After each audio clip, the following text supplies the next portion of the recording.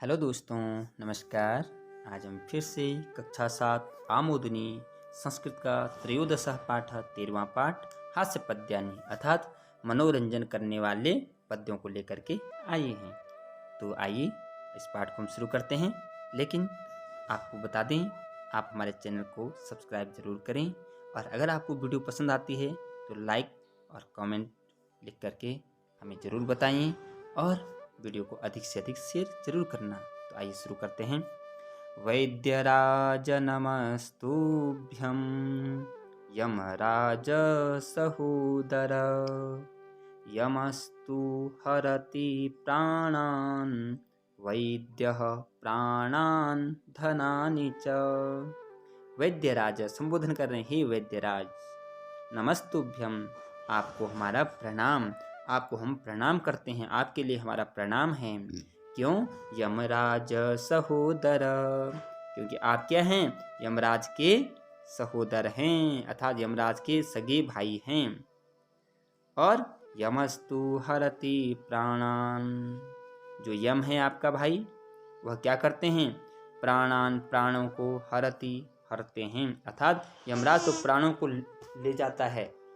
वैद्य प्राणान धनानि च, लेकिन आप क्या करते हैं? जो वैद्यराज हैं, डॉक्टर हैं, आप हे वैद्यराज, आप क्या करते हैं? प्राणान धनानि च, आप प्राणों को देने वाले हैं। एक भाई प्राणों को ले जाता है, दूसरा भाई प्राणों को देता है अर्थात प्राणों की रक्षा करता है, प्राणों को बचाता है। तो हो गए ना दोनों सगे भाई। अर्थात जब डॉक्टर अंत में हार मान लेता है, जब डॉक्टर इलाज करने के बावजूद भी व्यक्ति को नहीं बचा पाता है, इंसान को नहीं बचा पाता है, तब वह कौन आता है? उनको डॉक्टर वैद्यराज का भाई आ जाता है, यमराज, क्योंकि उसका कार्य ही है प्राणों को ले जाना। इसलिए यहाँ पर प्रणाम किसको कर रहे हैं? ले जाने वाले को नहीं कर रहे हैं, बचाने वाले को प्रणाम कर रहे हैं। वैद्यराज नमस्तुभ्यम, बचाने वाला बड़ा होता है ना मारने वाले से। यमराज तो प्राणों को ले जाता है, लेकिन डॉक्टर बचाता है, इसलिए यहाँ पे नमस्कार किसे किया गया है? वैद्यराज को। तो वैद्यराज नमस्तुभ्यम, हे वैद्यराज, आपको हम प्रणाम करते हैं, नमस्कार करते हैं। यमराज सहोदर, क्योंकि आप यमराज के क्या हैं? सहोदर हैं, सगे भाई हैं। यमस्तु हरति प्राणान, जो यम होता है, यमराज होता है, वह प्राणों का हरण करता है, प्राणों को हर लेता है। लेकिन वैद्य प्राणान धनानि च, जो वैद्यराज हैं वह प्राणों की रक्षा करते हैं। दूसरा श्लोक देखते हैं। परान्नं प्राप्य दुर्बुद्धे मां प्राणिषु दयां कुरु दुर्लभानि परान्नानि प्राणः जन्मनि जन्मनि। इस श्लोक में बताया गया है, परान्नम प्राप्य दुर्बुद्धे, दुर्बुद्धे, हे दुर्बुद्धे अर्थात दुर्बुद्धि किसको कह रहे हैं? जो परान्नम, दूसरों का अन्न पर अन्नम, दूसरों का अन्न प्राप्य नहीं स्वीकार करता है, इसलिए कहा हे दुर्बुद्धे परान्नम प्राप्य, दूसरों का दिया हुआ अन्न क्या करो? प्राप्त करो। अगर तुम्हें कोई भोजन पे बुलाता है, कोई खाना दे रहा है, तो वहाँ जरूर जाओ, क्योंकि परान्नम प्राप्य दुर्बुद्धे, हे दुर्बुद्धि, इस संसार में दूसरों का जो अन्न है, जो भोजन है, अगर कोई तुम्हें भोजन देता है उसको जरूर प्राप्त करो। मां प्राणिषु दयां कुरु, मां मने मत, प्राणिषु अर्थात प्राणों पर, दयाम दया कुरु, प्राणों पर दया मत करो। शरीर पर दया मत करो। अगर दूसरों के द्वारा कहीं भोजन दिया जा रहा है, एक बार अगर आपने खा लिया तो फिर जाओ, फिर खाओ वहां। दुर्लभानि परान्नानि, क्यों खाओ? तो कह रहे हैं दुर्लभानि, बड़ा दुर्लभ है इस संसार में दूसरों का भोजन मिलना। कोई आपको भोजन नहीं कराएगा फालतू में। इसलिए जब कभी ऐसा अवसर मिले, ऐसा मौका मिले कि आपको कोई इनवाइट कर रहा है, आपको कोई निमंत्रण दे रहा है, आपको कोई आमंत्रण दे रहा है भोजन करने के लिए, तो वहाँ जरूर जाइए। परान्नम दुर्लभानि परान्नानि प्राणः जन्मनि जन्मनि, प्राणों की चिंता मत करो। प्राण इस जन्म में नहीं मिलेंगे तो प्राण अगले जन्म भी मिलेंगे, क्योंकि किसी न किसी योनि में जन्म तो लेना ही है। लेकिन दूसरे योनि में कोई भोजन के लिए निमंत्रण नहीं देगा आपको, केवल ये मनुष्य योनि है जहाँ आपको कभी शादियों में, कभी चुड़ाकर्म में, कभी पार्टियों में हैं, अलग अलग फंक्शनों में लोग आपको बुलाएंगे भोजन करने के लिए। इसलिए ऐसा मौका मत छोड़ना, कभी अवश्य ही भोजन करना है, ये श्लोक कह रहा है। तो आप सब लोग भी ध्यान देंगे, जब भी कहीं आपको कभी निमंत्रण आए तो जरूर जाइएगा आप भोजन करने, इस श्लोक का ध्यान रखिएगा। परान्नम प्राप्य दुर्बुद्धि, हे दुर्बुद्धि, दूसरों का द्वारा दिए जाने वाला जो अन्न है उसको प्राप्त करो।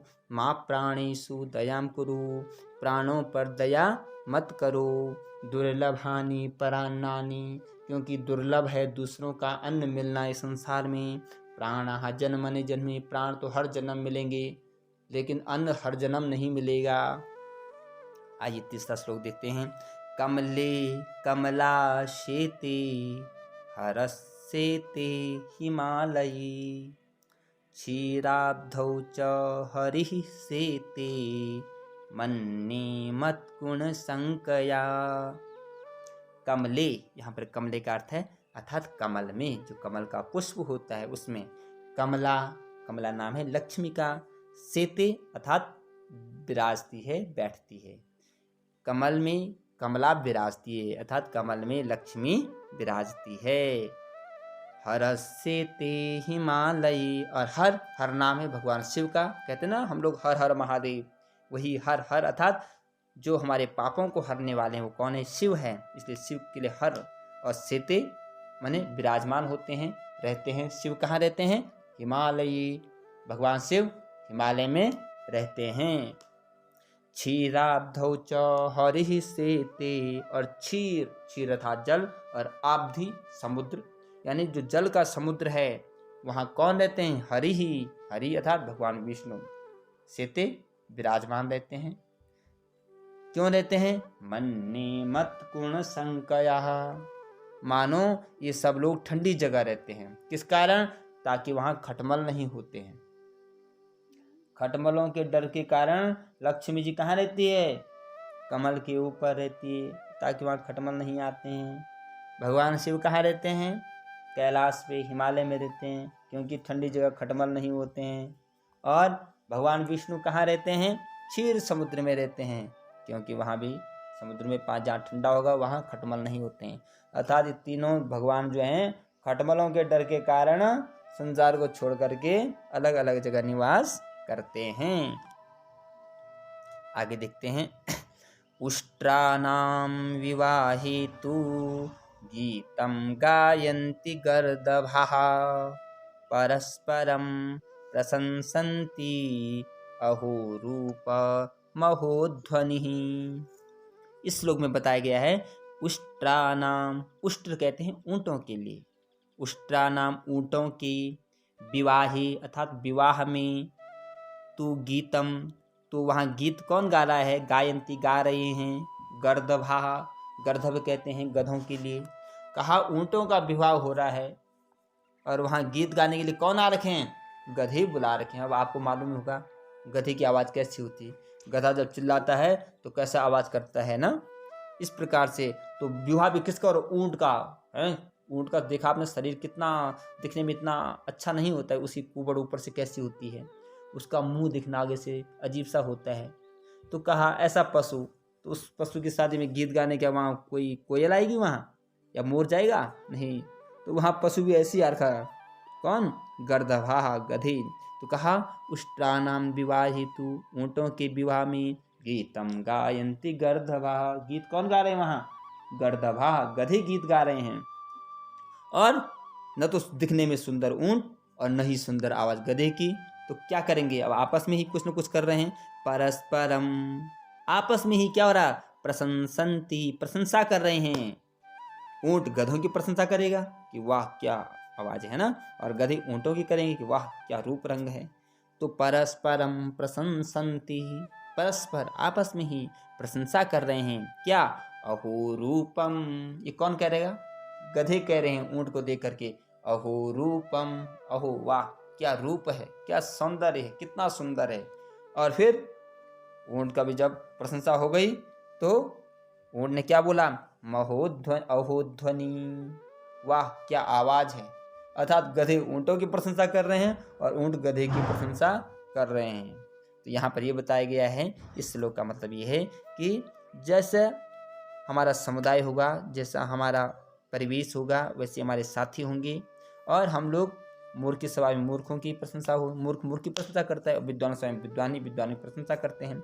लेकिन यहाँ पे ये केवल हास्य पद है, आपको केवल मनोरंजन के लिए कि उष्ट्राणाम विवाहे तु गीतम गायन्ति गर्दभः परस्परम प्रशंसन्ति अहो रूप महोध्वनि। 5वां श्लोक देखते हैं। हे दारिद्र्य नमस्तुभ्यं सिद्धोऽहं त्वत्प्रसादतः पश्याम्यहं जगत्सर्वं न मां पश्यति कश्चन। हे दारिद्र्य, यहाँ पे दारिद्र्य अर्थात दरिद्रता को कभी कह रहे, हे दरिद्रता नमस्तुभ्यम, तुझे मेरा क्या है, प्रणाम है, मैं तुझे वंदन करता हूँ, मैं तुझे नमस्कार करता हूँ।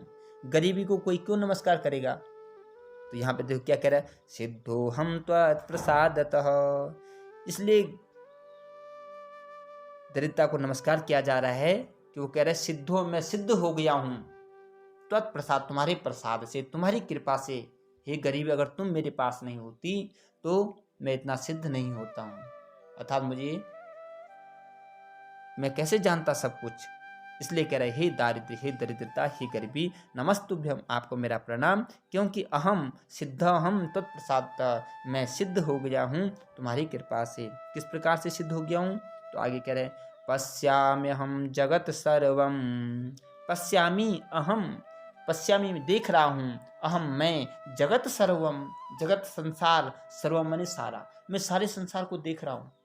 क्योंकि जो इंसान गरीब होता है, जैसे भिखारी देखते हैं ना आप लोग, भिखारी क्या करता है, एक जगह भीख मांगेगा, फिर दूसरी जगह जाएगा, दूसरी जगह मांगता है ना, फिर तीसरी जगह जाता है, ऐसे ऐसे करके वो एक जगह घूम लेता है, दूसरी जगह भी घूम लेता है, सब जगह घूम लेता है, वो पूरी दुनिया को घूमता है कि नहीं घूमता है। और कह रहे पश्यामी अहम जगत सर्वम, मैं पूरे संसार को देख रहा हूँ। किस कारण देख रहा हूँ? यदि वो अमीर होता तो क्या वो देखता? नहीं देखता, वो अपने घर में ही सीमित होता ना। लेकिन वो गरीब ही है, उस गरीबी के कारण वह पूरी दुनिया को घूम रहा है, पूरी दुनिया को देख रहा है। और न माम पश्यति कश्चन, और कह रहे मुझे कोई नहीं देखता है, क्योंकि अगर कोई उसको देखेगा तो लोग उसकी तरफ ध्यान नहीं देंगे। लोग क्या सोचते हैं, ये गरीब है, भिखारी है, तो कोई उसकी तरफ ध्यान नहीं देता है। इसलिए वह भिखारी कह रहे हैं हे दारिद्र्य नमस्तुभ्यम, हे गरीबी मैं तुझे प्रणाम करता हूँ, क्योंकि मैं तेरी कृपा से पश्यामी अहम जगत सर्वम, मैं सारे संसार को देख रहा हूँ, लेकिन मुझे कोई नहीं देख रहा है। इस प्रकार से यह जो हास्य पद्यानि के 5 श्लोक हैं, ये हमने आपको बताया। दोस्तों, इसको आप अन्यथा नहीं लेंगे, क्योंकि ये श्लोक हैं ये केवल आपके मनोरंजन के लिए हैं, आपके विनोद के लिए हैं। इसलिए आप इनको जरूर याद कीजिए, और कहीं पर जहाँ पर ऐसी हास्य प्रसंग वाली बातें आती हैं वहाँ पर जरूर कहिए। मिलते हैं आपको अपनी अगली नेक्स्ट वीडियो के लिए। तब तक आप हमारे चैनल को लाइक सब्सक्राइब जरूर करना। Thank you.